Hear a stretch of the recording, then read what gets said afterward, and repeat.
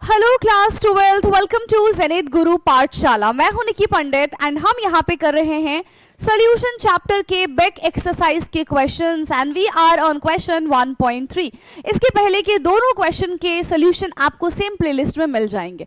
Okay, so 1.3 is define the following term mole fraction, molality, molarity, mass percentage. Okay, तो इन सब को हमें define करना है, साथ ही साथ हम इनके फॉर्मूले को भी रिप्रेजेंट करेंगे, राइट। चलिए, सो सबसे पहला है यहां पे हमारे पास मोल फ्रैक्शन।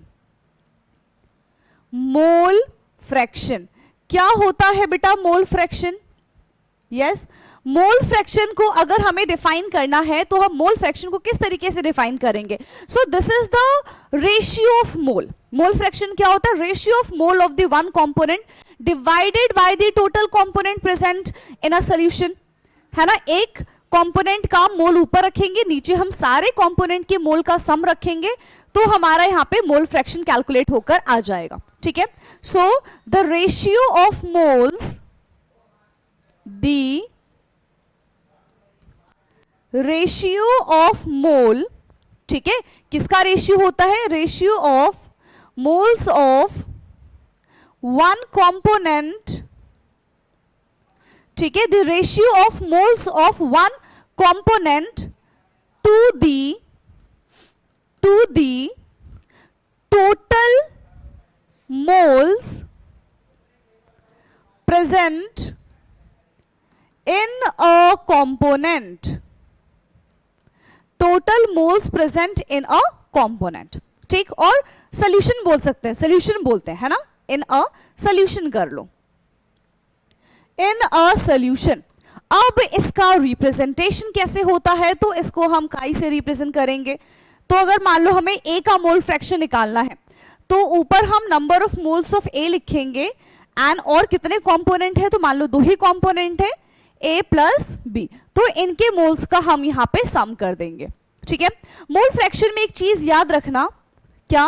कि mole fraction of A plus mole fraction of B हमेशा 1 के इक्वल होता है। अगर ये 1 से एक्सीड हो जाता है, दैट मीन्स हमारा क्वेश्चन कहीं ना कहीं गलत है, ठीक है। तो इसको 1 से एक्सीड नहीं कराना है, 1 ही होना चाहिए। So this is the mole fraction by, है ना। ये तो हमारा मोल फ्रैक्शन हो गया। अब बात करते हैं हम मोलालिटी के बारे में। चलिए, तो यहीं पे डिस्कस कर लेते हैं हम मोलालिटी क्या होता है। मोलालिटी क्या हो जाएगा बेटा? Molality, so basically molality is the number of moles of solute present in 1 kg of solvent. 1 kg solvent में कितने नंबर ऑफ मोल्स प्रेजेंट है? क्या कहा? 1 kg सॉल्वेंट में कितने नंबर ऑफ मोल्स प्रेजेंट है? बस इसी को ही तो हम मोलालिटी कहते हैं, which is represented as small m, ठीक है। इसको हम स्मॉल m से रिप्रेजेंट करते हैं। क्या हो जाएगा? Number of moles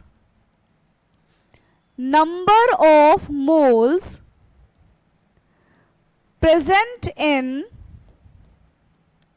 1 kg of solvent. याद रखना, सॉल्यूशन नहीं होगा, गलती से भी पेपर में सॉल्यूशन नहीं लिख कर आना है। सॉल्वेंट में कितना मोल प्रेजेंट होता है, इसको हम मोलालिटी कहते हैं। So the formula is small m is equal to number of moles of solute upon solvent in kg, ठीक है। क्या हो जाएगा? Upon solvent in kg. So this is the formula for the molality. तो mole fraction and molality is done. Now molarity and mass percentage को हम देख लेते हैं। चलिए, so the next is molarity, ठीक है। Third one is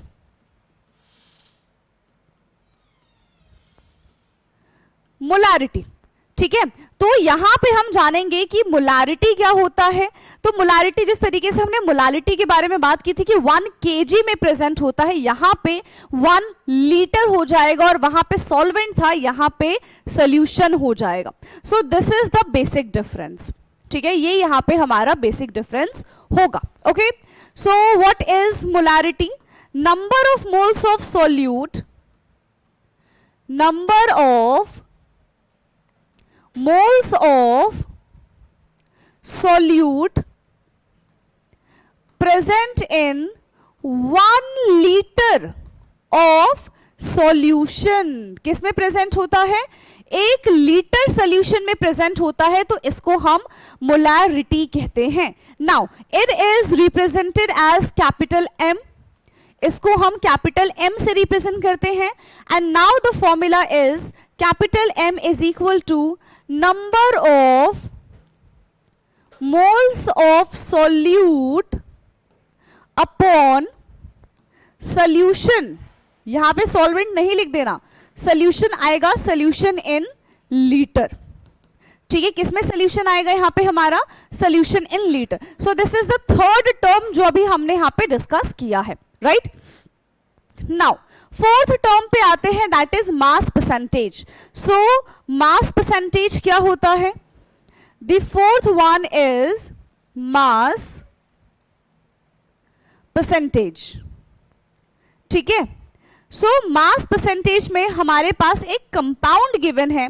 ठीक है, उस कंपाउंड में वो स्पेसिफिक एलिमेंट कितना परसेंट प्रेजेंट है, इसी को हम मास परसेंट कहते हैं. ठीक है, लेट्स सपोज कि हमारे पास H2SO4 है, तो H2SO4 में सल्फर कितना प्रेजेंट है.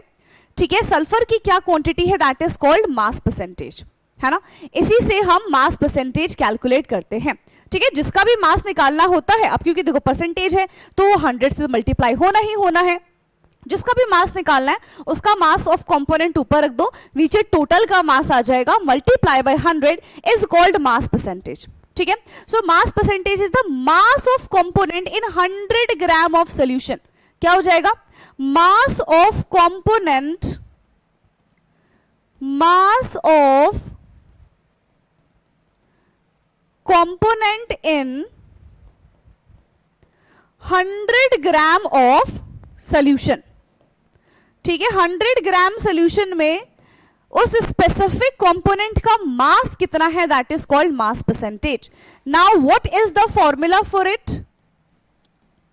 So mass percentage is equal to, ठीक है, गिवन मास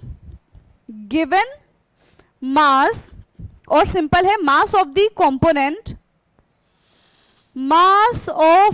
कंपोनेंट जिसका भी हमें कैलकुलेट करना है. ठीक है, मास ऑफ द कंपोनेंट जिसका भी हमें कैलकुलेट करना है divided by mass of solution, divided by mass of solution. क्योंकि परसेंटेज है तो भाई 100 तो लगाना पड़ेगा, है ना. क्योंकि परसेंटेज है तो यहां पे 100 लगाना पड़ेगा. नाउ दैट्स इट, है ना. तो इतना ही हमसे एक्सप्लेन करने के लिए बोला गया था.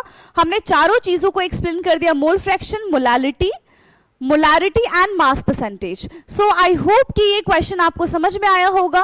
बाकी अगर कोई भी डाउट होता है बेटा तो आप कमेंट करके पूछ लीजिएगा. ओके, सो अब हमारी मुलाकात होगी नेक्स्ट क्वेश्चन के साथ. So thank you so much.